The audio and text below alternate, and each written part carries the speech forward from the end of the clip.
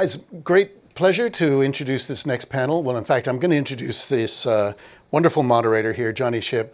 Jonny and I go back to a long way back, but I'll just mention that he's an independent strategy consultant who works with international organizations, just stop me if I get this wrong, to help them anticipate and navigate emerging digital policies and regulations.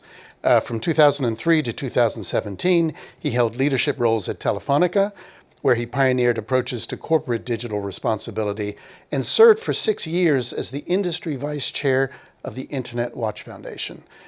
So with no more to do, Jonny, take it over. Thank you, Stephen. Oh, is this going to work? Just keep talking. Yeah, here we are. Okay, thank you, Stephen. Okay, so welcome to our first panel of the day. Little introduction from me. That you all know that the EU's Digital Services Act, the DSA, has been in place for more than 2 years already. And the UK has its own equivalent, the Online Safety Act, or the OSA. So with us today are some of the regulators charged with implementing these regulations here in Belgium, in France, the Netherlands, and in the UK. And we're also joined by a representative of the OECD, an international organisation of 38 member countries which works to gather evidence and shape public policy. So the aim of our panel this morning is to share updates about online safety policies, regulations, and to discuss the impact of new technologies, proposed social media restrictions, age assurance, safety by design, online safety challenges today and in the future, and the all-important common ground between children, families, civil society, companies, policymakers, regulators, and the young people who are not on my list but should be, so apologies for that. So let's start by asking each of our panelists to introduce themselves and their organisation, and to reflect on the successes and challenges of online safety regulation. So I'm going to go along the panel like this, starting with Lisa. So a growing number of OECD member countries are establishing online safety regulations. Can you talk about where you're seeing the most progress and what are the main challenges faced by policymakers and how these might be addressed? I think if it was like me, you just speak. Okay. Magic. Thank you so much, Jonny and the FOSI team for having us here. So I'm Lisa Robinson. I work at the OECD, which a lot of you might think about tax or maybe education when you think about the OECD. But my part of the OECD, we work on digital policy, and specifically my team works on policy relevant to children in the digital environment. And we have a soft law instrument that gives guidance to governments about setting policy for children in the digital environment, and that's where much of my work comes in. To your question, I think we started, the OECD has been working on this for a long time. We started in this sort of round of this in earnest about 6 or 7 years ago. And I think at that time, we saw a lot of, we did an analysis of what the landscape looked across the OECD for policymakers and for policy for children online. And there was a lot of haphazard laws, a lot of responsibility lying perhaps not in quite the right place, just because it might have been a digital adjacent regulator, but not necessarily in a online safety specific space or a child protection or a child wellbeing type space. And I think we're seeing a lot of progress now where countries really are dedicating themselves to those sort of legislation and policy. And so a lot of advancement there. But I think, and we're also seeing progress on cooperation between regulatory bodies as well, which is really promising. But challenges have kind of remained the same. Tech moves really fast. And there's a sort of an instinct for countries to respond, and then we fall into the same trap where if countries tend to go alone, then we might have fragmentation across borders as well. Thank you. So, Jeremy, Arcom is working closely with the European Commission to implement the DSA here in Europe. So after introducing yourself and your organisation, how is the cooperation going? And beyond the EU, how are you working with differing approaches to digital regulation? Good morning, everybody. Thanks for having us. So my name is Bonan. I'm the Deputy Director for Online Platforms at Arcom. Arcom is the media, anti-piracy and online safety regulator in France. It's the French digital services coordinator, so the heads of regulators within the DSA that everybody knows in this room. Cooperation is basically at the heart of the DSA. We spend our time with colleagues. There are the institutional comitology, so there is a board of digital services that reunites the European Commission and all DSCs every month. There are working groups within the working groups. So teams spend times with colleagues from all across the EU. So basically, its cooperation is at the heart of the DSA. There's formal and informal cooperation. We can notify, and at the heart of cooperation is because of the country of origin principle. That means that for below threshold platforms, it's up to national regulators to do the policy job for all of the EU. That's the promise, and I come back to the next question after. The promise we made to the players, basically. We make the regulatory burden lighter for you with only one regulator, one country where you have to show responsibility, but it works for all of the EU. So it means that all of us as regulator, we have to deliver, but at the end of the day, the ones delivering are the players. And if you want to keep this framework, which I think makes sense for digital companies, you have to deliver on policies and compliance. And I think it's the same to rebound. I mean, the promise we're making to the players in the EU with this maximally harmonized framework, it means that for digital companies, it's better to operate at scale. We understand that. And that's why international cooperation is a must. We have colleagues from Ofcom with the OSA. We keep on speaking to them despite Brexit. We have Brazilian colleagues that came to visit us because they're thinking about that in Asia, in Australia. And same goes that because you need to operate at scale, it's better to have sound policies that are not the same necessarily, but look the same, at least in the democratic world, for the digital companies to thrive and comply with online safety. Can I just follow up on, are some places harder to work with than others internationally? So, well, two parts to this question, actually, because there is a complexity about within the EU, because some companies are regulated directly by the European Commission, right? And you have responsibility for others.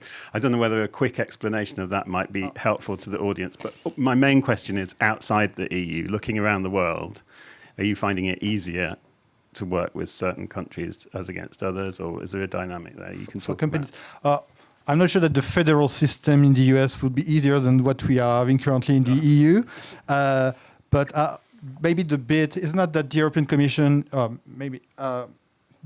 what we say, I think it would be easier to understand. We are speaking of us as the European team of the DSA. And when you have a team, there's a captain. The captain is the European Commission. So what's new with as far as digital EU regulation are concerned, is that the Commission is at the center of the DSA. It has special prerogatives and powers regarding very large online platforms and search engines, the ones which have more than 45 million users monthly, and they have special duties, special obligations that are directly managed by the European Commission. And then for the basic obligation, the European Commission can kick in and step aside, take the duties that are on the national basis. So basically, you see daily routine regulation between large online platform and the European Commission. At the end of the day, I think it makes things simpler for the big players. It makes sense for all of the EU, but again, it means that both very large online platforms and the European Commission have to deliver, as we have, to make this framework sound and go back to our national MPs who wants new laws, wants more safety, want the policy being delivered. And I can, as a bureaucrat, explain that it's sound to have this EU-wide framework, but you have to deliver to convince them that we took away the power to make law in France on any other countries to make sense. So I think it's a duty for all of us to deliver and make sure that online safety is at the level we are all expecting, especially on minors. Thank you. As a fairly newly naturalized Belgian, I understand that Belgium is quite a complicated place.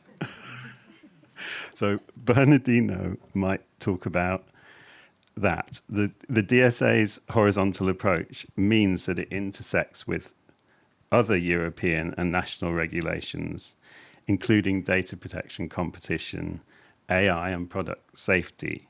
So how is this working, this intersection at a national level here in Belgium? And where are the greatest challenges for regulatory cooperation and how could they be addressed? So you're right, I'm the local guy, but as I say, if it works in Belgium, it works overall, right? So we are a kind of laboratorium. So thank you for inviting me, and I share the thought of Karin, who said that no one can have all the answers on its own. I certainly celebrate that, and thank you for gathering us here. I'm Bernardo Herman, and member of the Council of the BIPT, and in my capacity of executive board member, I am actually overseeing different departments, including the consumers departments, to which the DSA is attached. Obviously, the BIPT is the regulator for telecommunication digital services. It has been designated as the digital service coordinator for Belgium, officially since January 25. And of course, it's through the implementation of the DSA that I have the privilege to oversee the protection of minors. As for the successes, just to come back to your first question in the introduction, I would say that citizens are generally safer since the DSA was implemented. The number of cases we are currently handling was increased sixfold compared to the previous year. We were able to resolve some very sensitive cases. I'm thinking in particular of this case of Dutch female students whose personal data was published on a specific platform along with an evaluation of their sexual performances. So you can imagine the nightmare it can be for them. We were alerted by the civil society organization, and the case was then referred to us by the Dutch regulator. We were able to have the content removed on the platform in question. As for the challenges, and then I come to your second question, I would say that the DSA requires close and seamless cooperation on 3 levels. First, between national authorities, obviously, within the same member state. Second, between authorities of different member states, and finally between the DSCs and European authorities. And everyone is still in the learning phase, actually. It's a new paradigm, and it takes time for each authority to adapt its processes, train staff on new subject matters, and hire new personnel. It takes time, and to be really transparent, sometimes I'm really surprised to see that everyone gets nervous when we talk about a specific platform. But I receive very few orders from the various authorities to handle them, and these orders that are supposed to be sent to me, actually. So to take action, we need evidences. Conducting a study without providing me with the sources is not enough. Communication is another challenge. If people don't know when they can file complaint with us, when they don't receive a response to their report, or when their children are exposed to content that shows the measures are not fit for purpose, we have a problem, of course. And with our partners, we try to improve that. Now how can we fix the cooperation issues? You can sign protocols. You can share standardized templates. You can build a platform for exchanging information and documents, what we do with the different national authorities, competent authorities, the media regulators. So, I mean, cooperation is really the only way to go somehow, because it is such a large scope. You refer to the horizontal approach. It is a huge scope, so we cannot do something else. And it is a valuable asset. So trusted flaggers are also partners, and then are a valuable contribution. They bring, a valuable contribution. It is in our best interest to develop this cooperation and ensure it works effectively. Thank you. Okay, moving on to Anna. So Ofcom has recently fined companies for not having age checks in place, as well as for priority offences, including promoting suicide. So, as well as introducing yourself and your role in Ofcom, but maybe you could talk about these enforcement actions and how successful they are. And is there some more you can tell us about Ofcom's current focus and what may be coming in the next few months? Yes, sure. Oh, this is working. So there's a couple of things to cover there. By the way, I'm sorry that we came in and blocked your video view. I felt like a very annoying person that came to a cinema late. So apologies for that. So yeah, I'm Anna Lucas. I'm a director at Ofcom's online safety supervision team. So as introduced, the UK has legislation for online safety. It's the Online Safety Act, and Ofcom is responsible for implementing that. We were given that power in 2023. So we are very much in the Online Safety Act, feels like a regulatory cousin to the DSA. Very similar challenges, similar approaches, very much systems and processes led regulation, safety by design at the heart. Responsibility is on companies themselves to ensure that they are thinking about safety when they are designing products and testing those products to ensure they are safe for users and especially children, making sure that there is governance in place in those companies. So safety is at the heart of product development and how businesses are run. In the UK, duties kicked off about a year ago. So our illegal harms duties commenced in March last year, and the protection of children duties followed in July last year. So a year in, it's relatively early days on this journey that we're all on, quite frankly. But a real kind of focus for Ofcom in year one was to make sure that we were driving change from the outset and making sure that we were acting on serious cases of non-compliance from the outset.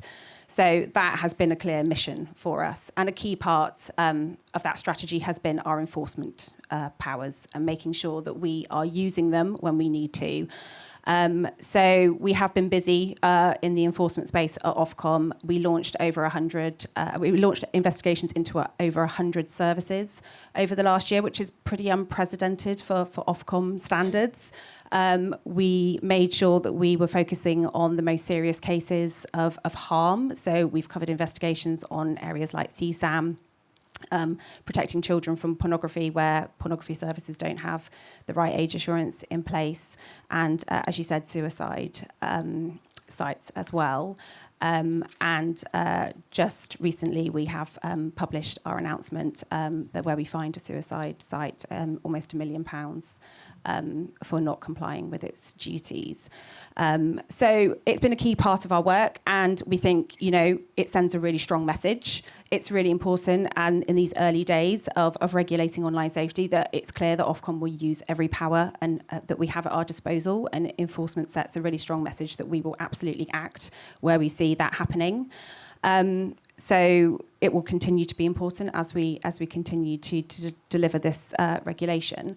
I also wanted to just touch on as well that enforcement is almost like the tip of the iceberg in our work. It's the most visible part of what we do, but actually a huge part of how we drive change, which has been our focus, is through our supervision work, which is the team that I sit in.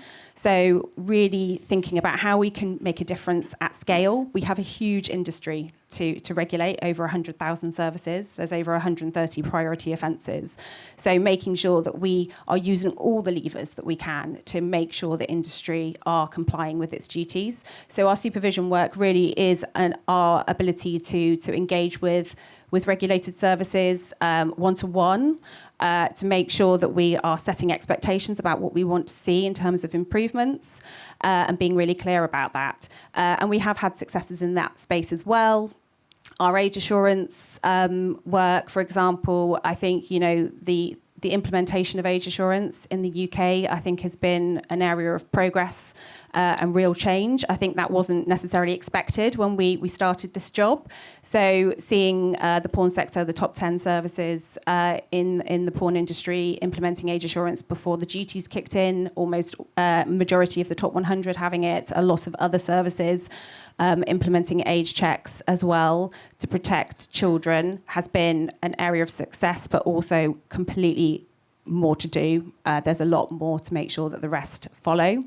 And also we've had successes through supervision where we recently got X to commit to more commitments to protect UK users from illegal hate and terror content as well. So that was done after extensive engagement from Ofcom with X. So we have seen progress through those levers as well. But as I said, still more to do, year one in, but we're fully focused. And I think that takes me to my next question that you asked me, which is what is going to be our focus next year, or this year. So 3 areas I want to call out. Protection of children. It was our big focus last year. Absolutely will continue to be our big focus this year. You know, we are going to be really, really focused on ensuring that age checks are still in place where they need to be and that they're highly effective for services that need to protect children from harmful content. CSAM will continue to be a big focus for us as well. And another area that we've been quite public about is how we're homing in on the algorithms of services that have children and making sure that we're setting clear expectations about what we think needs to be in place in terms of understanding who your children are, minimum age checks, also thinking about recommender systems and how it all works together to make sure children are truly getting the experience they should get when using these services. So that will be our focus for children. And then we also will continue to have a focus on making sure that illegal hate and terror is prevented, making sure services understand how to find and how to remove illegal hate and terror content and that their content moderating systems are up to scratch. And lastly, a big focus for us is protecting women and children from harms online as well. We know that intimate image abuse disproportionately affects women and girls, and this is going to be a really key focus for us in the coming year. There are upcoming hash matching measures and requirements that will mean that services have to prevent the upload of non-consensual intimate image abuse. So that's going to be a focus to make sure that that's being complied with. Also, we have published our guidance on how we think services should implement best practice policies to prevent harm from women and girls, and we're going to be following that up with a report. So a large part of our work will be engaging with relevant services to make sure that they're applying those best practice principles, and then we will be able to report on that in 2027. Sorry, that was a lot, but no, and that's just some of what we're doing. Yeah, there's a lot going on, clearly. Okay, so we turn to Arda.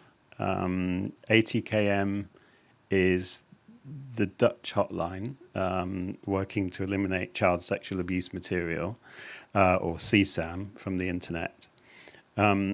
So you're not a DSC, so you have a different relationship with the DSA, but how is a DSA, how does it intersect with you, and how's it working for you? And what are the latest trends and challenges relating to CSAM, and how are you responding? After introducing yourself and Thank you, Jonathan or Johnny, whatever. My name is Arda Gerkens. I am indeed the president of, I'm going to say it once and then you can forget it, the Authority on Terrorist Content Online and Child Sex Abuse Material. We are a regulator, not just a hotline, based on two legislations. The one is, of course, the European legislation on terrorist content online, and then we have national legislation combating CSAM and the dissemination of it. Basically, we do everything. We're quite unique in the European regulatory field because we do the detection of the material as well as we receive reports, but also leads that we get from law enforcement. Then we assess the material. We could send out removal orders. If they're not followed upon, we can give companies fines. And if that all doesn't work, and certainly coming to sexual abuse material, people are knowingly and willingly spreading that kind of material, those companies will then, for us, be redirected to the public prosecutor so they can start criminal investigations. Next to these possibilities, you've already mentioned it, I think it's a very important part of the regulatory field, is that the prevention, the soft law, the talks we do, the research we have, just to kind of nudge the companies into the direction that we want. For instance, we have research trends like AI and CSAM, a webinar coming up end of this month. You can see it on our websites if you want to follow that one. But also, do we need to triple verify images before we put them in hash databases? And we also had a project on the taxonomy of terrorist content to be able to assess that equally through all of Europe. We think that's needed because we want to harmonize as much as possible for the companies, of course. I think that's one of the big worries that they would have with so many regulators on different fields.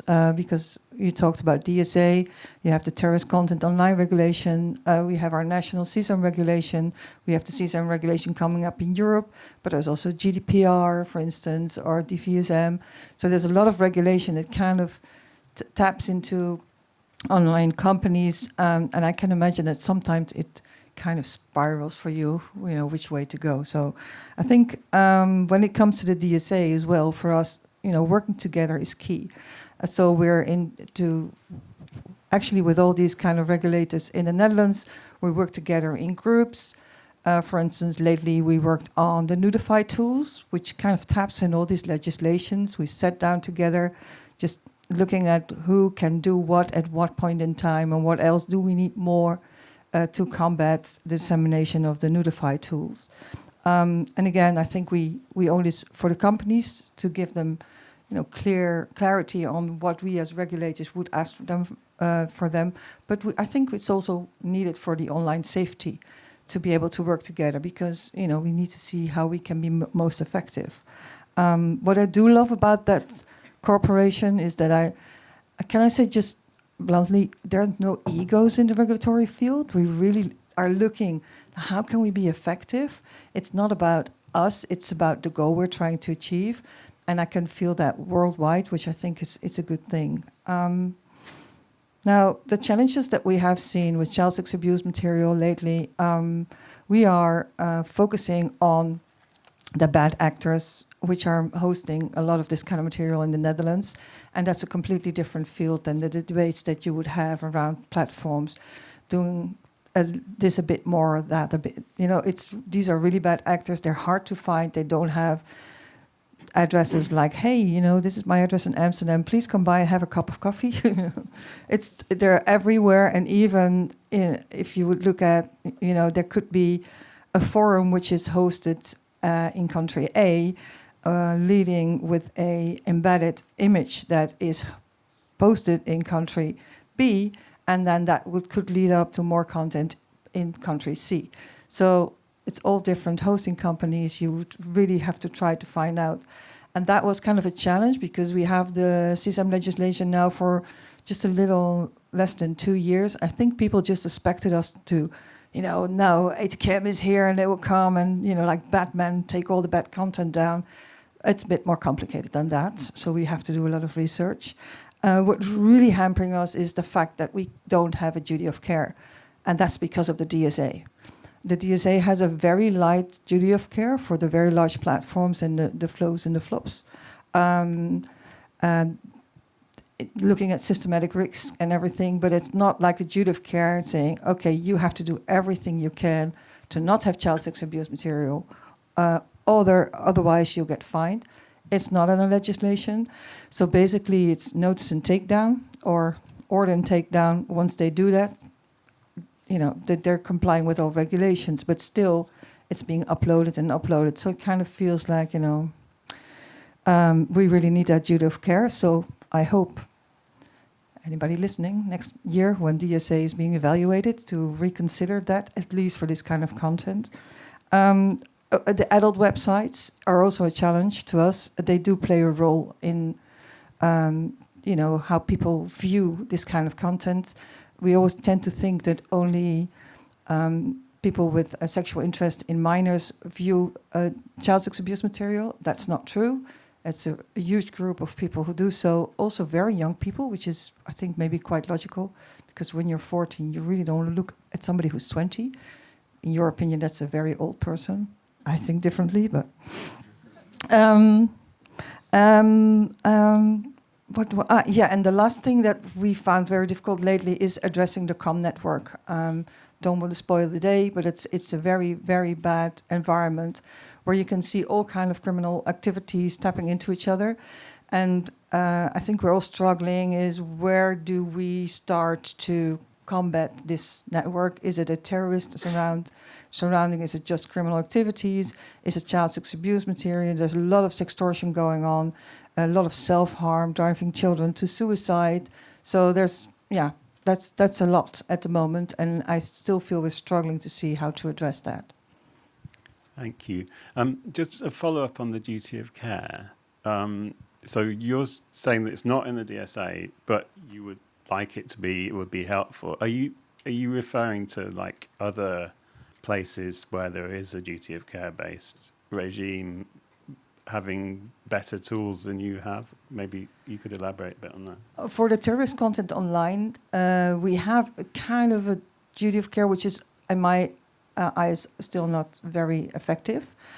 Basically, if you have been exposed to terrorist content more than twice in the last 12 months, we can give you an exposure order and say, hey, you have been exposed, you have to take extra measures to make sure that's not going to happen again. But the legislation doesn't say what kind of measures. And there's also, a company could say, look, this is what I've done, so I've took measures. So it's not about the results, it's about what you are actually doing. I think we really need to focus on the results. It's unacceptable that so many outlets, and I'm saying outlets because I know, there's many different companies doing it many different ways, but there's so much child sex abuse material still openly on open platforms, websites, whatever, out there. We really need to hold people accountable for that kind of material. It's been said already this morning about technology being something that is rapidly developing, and that's an ongoing challenge for policymakers to keep up with. I mean, that's not a new kind of thing to say, but I'm interested to ask you guys whether you have found a solution to this yet, because this has been always the way that we have new challenges. We've now got AI kind of bringing new perspectives on child safety, I think. So are there by now some ways in which regulators, policymakers are able to address this challenge? I'm going to put that to Anna, if that's all right. Yeah, I'll kick us off. On this really tiny subject. Absolutely. I mean, AI is something that we think about as a regulator. So just first and foremost, kind of keeping abreast and understanding kind of the changing technologies and understanding kind of the risks and challenges that might pose in terms of online safety is a focus for us. I don't know whether I said this in my introduction, but Ofcom is independent of a UK government. Really important point there. So as sort of policymakers and legislators, it's for the UK government to decide on any changes in terms of legislation in the AI space. And that's something that Ofcom will watch very, very closely. We won't be involved in those decisions, but thinking about, what that could mean in terms of online safety regulation and implementation. So we'll be sort of hearing from government, and I know that the UK government is thinking very, very carefully about this and about how, chatbots, for example, should be regulated. So that's something that we will watch with interest. But in terms of the job we have now, so yeah, keeping abreast of kind of the changing technologies. But I think it's really important to flag that the Online Safety Act is tech neutral. So when we think about regulating online safety, we're thinking about the outcomes. We're not thinking about the technologies that kind of are used to deliver content to users. So the Online Safety Act is about protecting all users from illegal content, from illegal harms, and from protecting children from harmful content. So for us, it doesn't really matter how that content has been created or is shared. So for us, like others on the panel, non-consensual intimate image abuse is a big focus. But for us, it doesn't matter if it was created via a deep fake or whether or not it was created without deep fakes. It's still content that would be caught under the Act for us. So it's something that we can action. Likewise, child sexual abuse material, it doesn't matter whether it's AI generated or not, it's still caught. So for us, we do have the scope of the Act to be able to act on Gen AI content at the moment, and that's what we're doing. We do actively regulate Gen AI services already and engage with Gen AI services as they are covered by the Online Safety Act. So it's something that we're doing anyway, but in terms of expanding any duties or further legislation, that will be for UK government. And I think it's important as well to say that from the Online Safety Act, the principles of the Online Safety Act will still apply in an AI era. So, it will still be really important for tech companies to understand if their users are children, whether that be about Gen AI content or not. And it's really important for companies to ensure that they are building products and developing products with safety in mind, and that they're testing those products before being used by children and other users. So for us, those principles will still apply. So we are watching with interest. It will develop, but we have hooks now and we are applying them. It's sort of about the speed, though, isn't it? And finding the new emerging area that you need to look for. Is that? I mean, so it doesn't matter how content is produced. I get that, but how do you know where to look for your next kind of enforcement action? Well, again, we will rely on, in the same way we do for other areas, our data and intelligence, right. Making sure we understand where the risk is and where the risk is happening. So we have all sorts of ways that we inform who we need to prioritise. And that will still apply to these types of services as well. So we'll be, we have a real foundation for kind of how we can prioritise the most high-risk services, and that will still apply. But as you say, there might be variations in that based on the new technologies that are coming through. So we're just making sure we're across whether or not that actually does change anything and whether or not further legislation would be needed in order for us to do the job that we're doing. Okay. Does anyone else want to come in on this tech speed versus policy question? You want? Yeah. In this debate, I always remember what a professor in Amsterdam told us in a symposium. He drew a comparison with, a company that produces missiles or electromagnetic products. And he said what is required from innovative companies is that products they bring on the market need to be safe. If it is not the case, they can be held liable.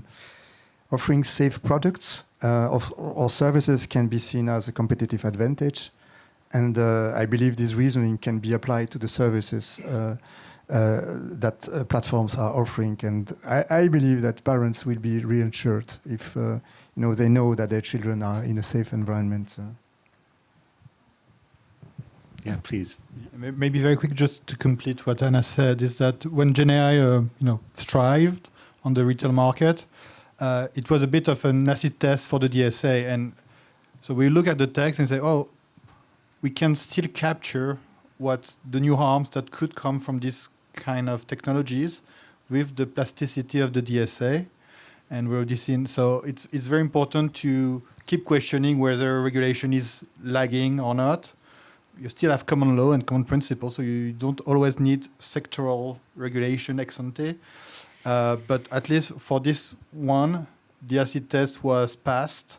There are questions that are being raised alone by standalone chatbots, but as long as they are integrated within platform as chatbots or because there are Gen AI images, videos, text that are being published on platforms, we're still safe with the DSA. We sort of started late, and we're gonna run out of time to put questions to the floor if we're not careful. But I'm gonna keep 10 minutes for questions. So have a think about what you would like to ask these guys. I wanted to go back to the fragmentation thing. So to some degree within the EU, there are mechanisms that are starting to work on cooperation, but also between countries. And it is relevant, I think, to the kind of rapid development of technology and how that is dealt with. Are there areas in which national and international cooperation on policy and enforcement could be improved? Can I take this one? Yeah. Well, improved. Ofcom, Arcom, we're all member of the Global Online Safety Regulators Network, going by the eloquent name of GOZERN. I don't know what is with abbreviations in this field of work, but anyway, so we're 9 regulators coming together and kind of trying to align the big problems that we see, because the online world, of course, is worldwide. You can't solve it on your own as a regulator. So the goal is for us to align our activities as regulators, but also to improve the regulatory field as such. So the ones who would be member of GOZERN should be independent, upholding human rights, because we know, for instance, many regulators in the world are part of government. You need to have this independent oversight in the regulatory field. So that's something we look at as well. Next to that, we have, I think by now, almost 25 or 30 observers. Just other observers came to be. I think many of them here in the room, just to feed us with information, the trends that they see, the worries that they have, so we can stay in touch with what's going on. And I'll give you one example, that an initiative that we took with GOZERN is, if you look at child sex abuse material, we'll be combating that all the same ever since the problem arose, I think 25 to 30 years now. So it's report, take down, maybe hash database, maybe search it with some AI, and that's it. While the form of child sex abuse material has changed so much, because first it was videos made from abuse situation in a home situation, then you have these online images that leaked, then you have sextortion, then you have live streaming, and just recently the AI. So it's all different forms, all of criminal activities, but we tend to combat it still in the same way. So GOZERN now is having a big research with all observers, but also regulators, to see how do you think we should address this problem? Are we doing it the right way? Do we need new technologies to use to do this? And maybe get some creativity in this way of thinking, because maybe we're all, so in this tunnel of doing it the way we're doing it.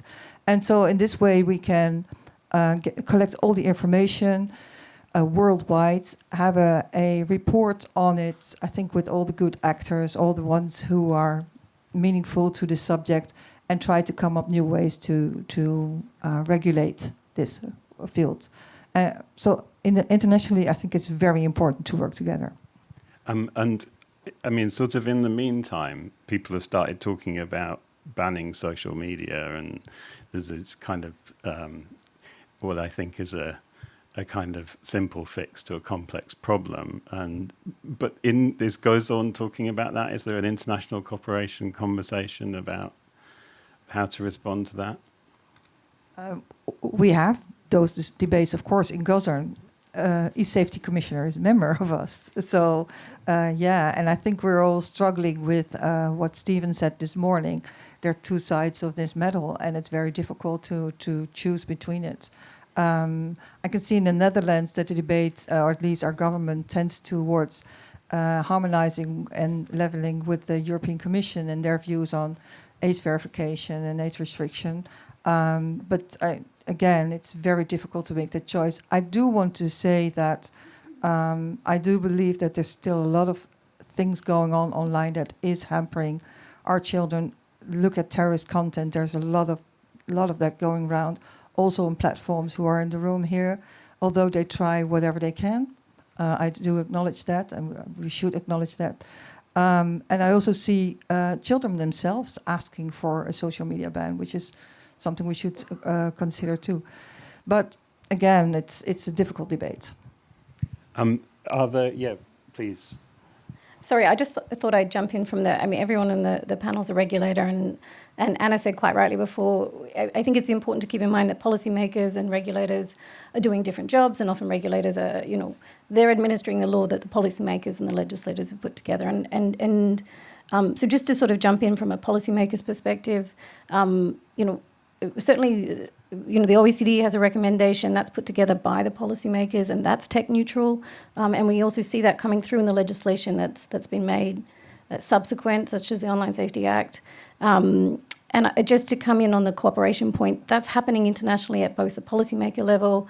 We just saw a declaration come from the G7, which comes from the policymaker level.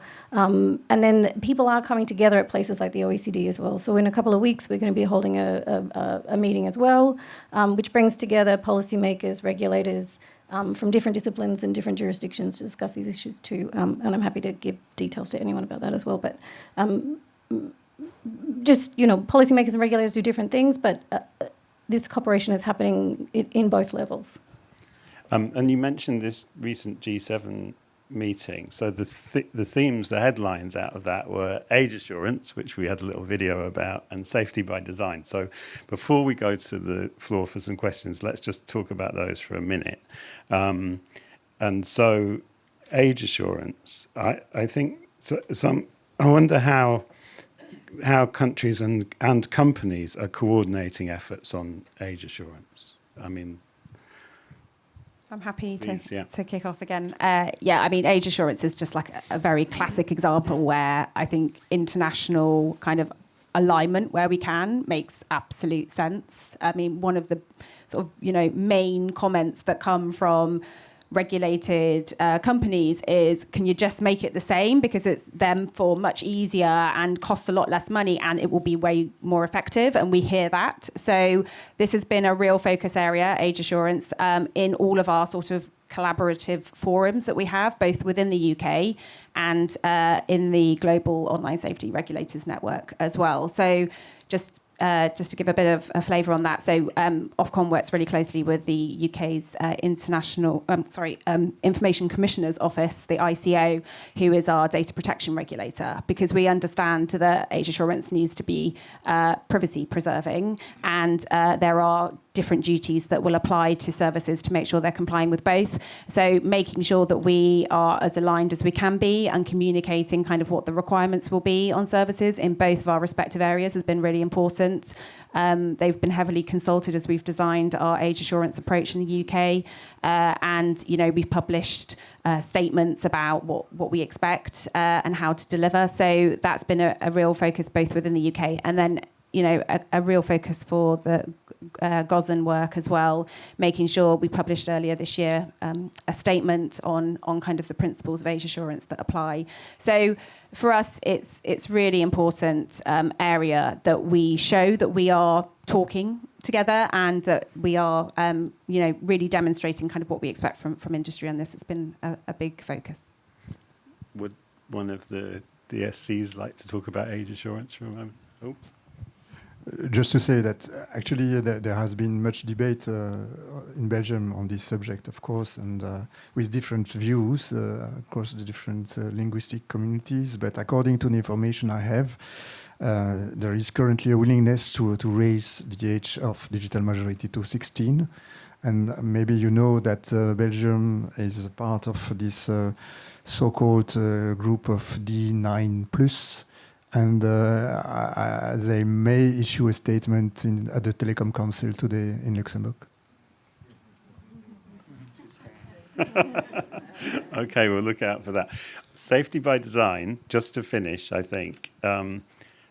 Is it? I mean, it's talked about as a solution all the time, and I'm sure it is a solution. But is it already happening? And how do we know it's already happening? Does anyone want to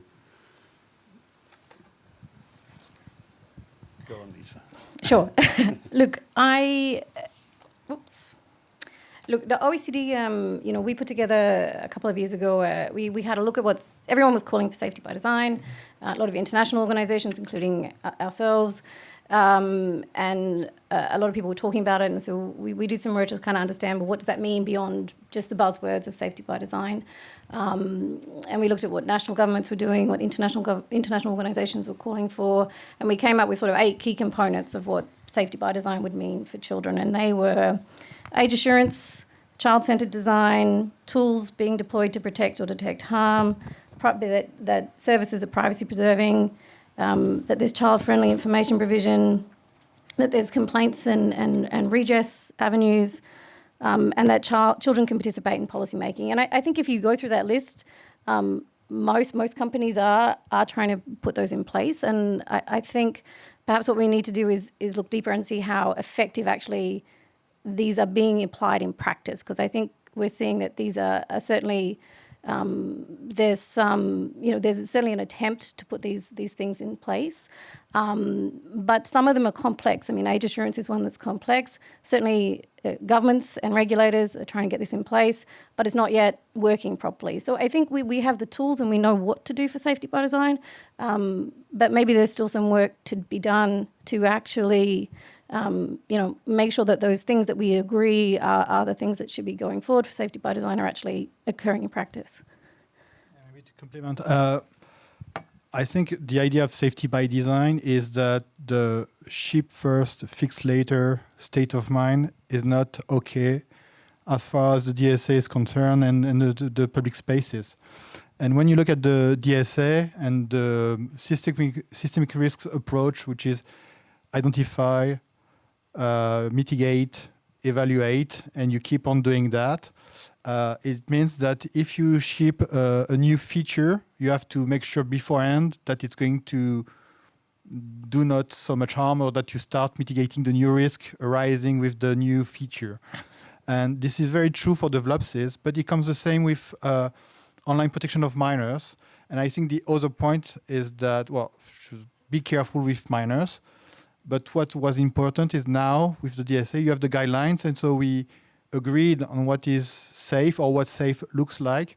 And I think it's also important that it's not only up to the players and companies to decide how to be safe with minors. They have a duty. It's a liberal system.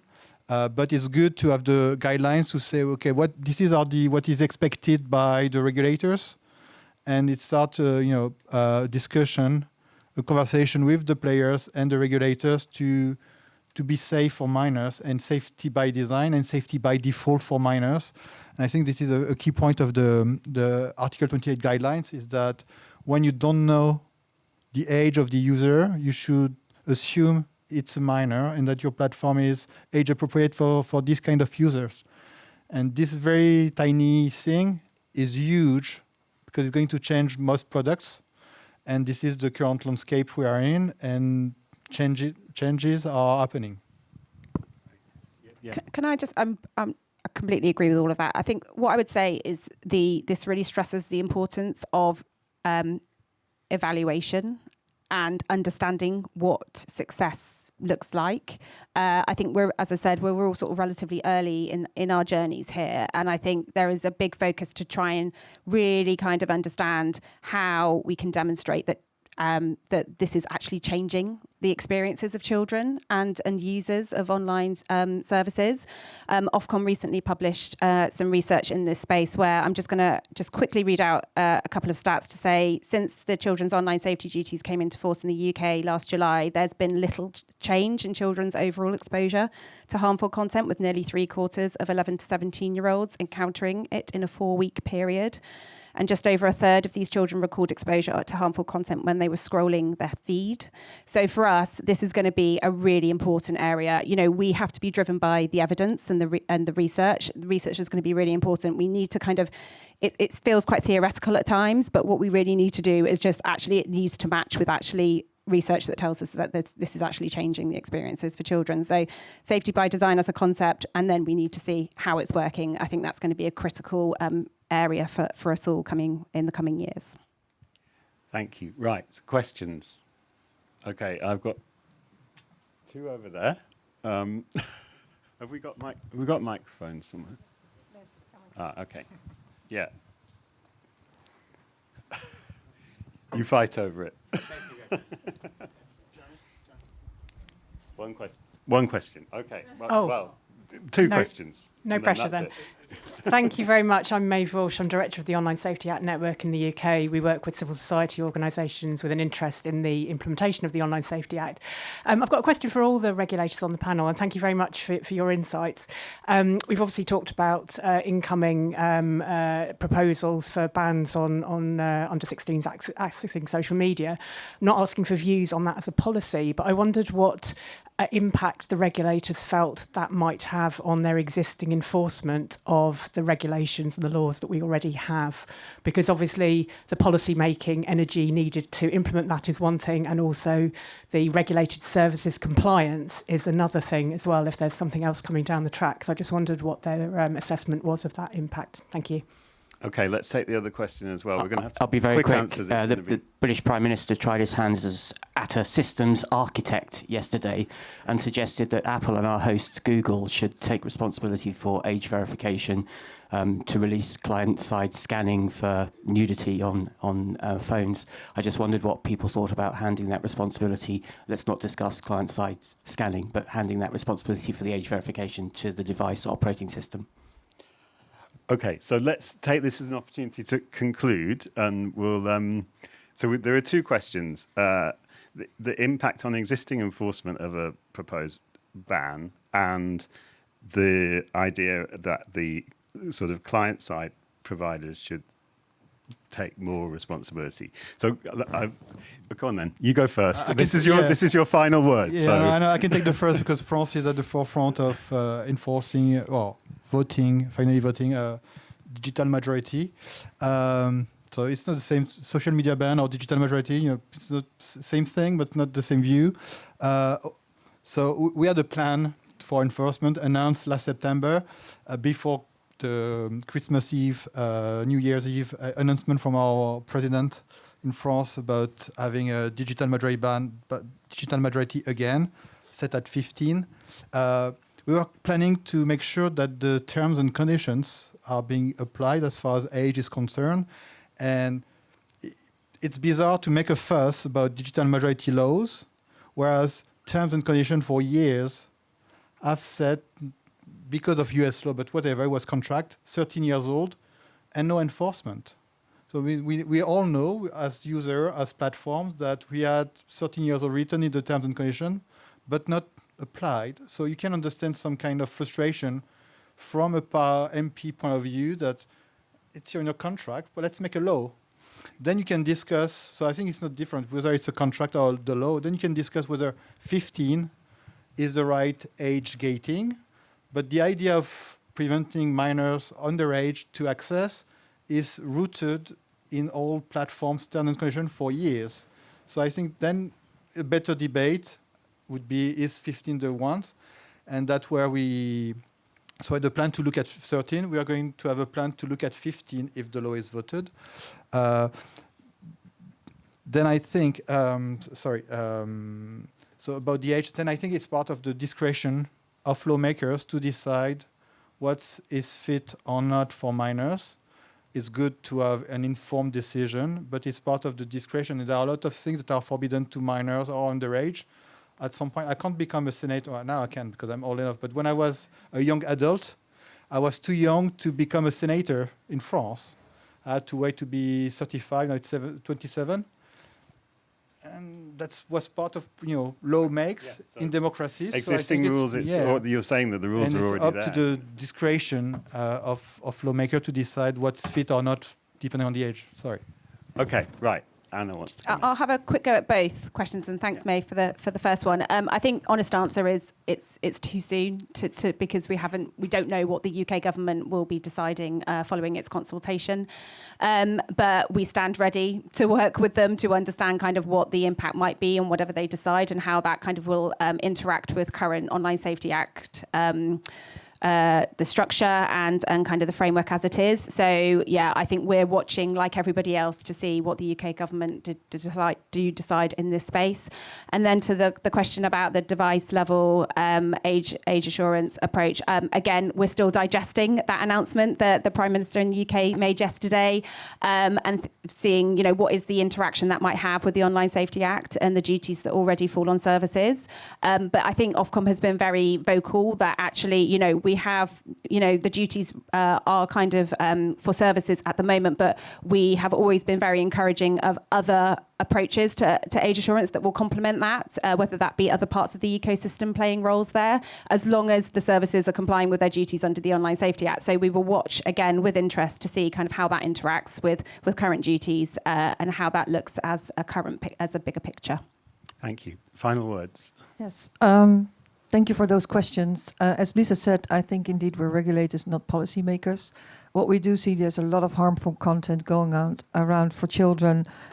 We see a swift radicalization of young people. We see violent harms to children, including sextortion, self-harm, and suicide. And those need to be addressed, whether it be via age verification or scanning on devices. I mean, that's for policymakers to find out, but something needs to be done. Yes. Just a quick word then on the first question. Indeed, it may be a little bit early. At the same time, it depends. The impact depends also on how efficient will the verification tool be. And in Belgium, we have for banking services a very efficient tool. We don't know why it would not be applicable as well. At the same time, Article 28 will remain in force, so we will have to consider that as well. Okay, Lisa, you get the final word. Sure. Look, to May's question, I'll take a bit of a bird's eye view. I think, we just did a little bit of internal research and published a blog on this looking at social media restriction laws and where they're rising across the OECD and OECD accession countries, which is about 44, 46 countries. And, in 2023, I think there was 2 countries that were either considering law or had a bill on the books, and now there's 25. Most of those are considering and not necessarily bills on the books. So I think there's a real moment here for policymakers and governments to work with their regulators, not just the safety regulators, also privacy regulators and other people who are going to be involved in administering these laws, to work together. If these laws are coming, to work together before they go on the books to see how they can be, appropriately integrated into what already exists, what levers are already there, what doesn't need to be doubled up on, and how you can work together both across disciplines and across borders. And to Ian's question, I will admit, having seen the headlines, but not actually the details of the proposal as yet, I think it goes back a little bit to what we do is talking about safety by design.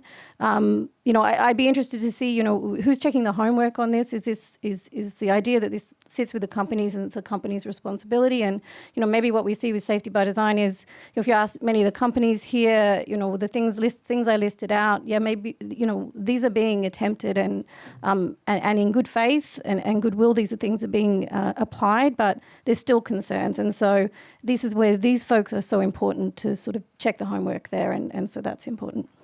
Super. Thank you very much. Can we thank our panel in the usual way?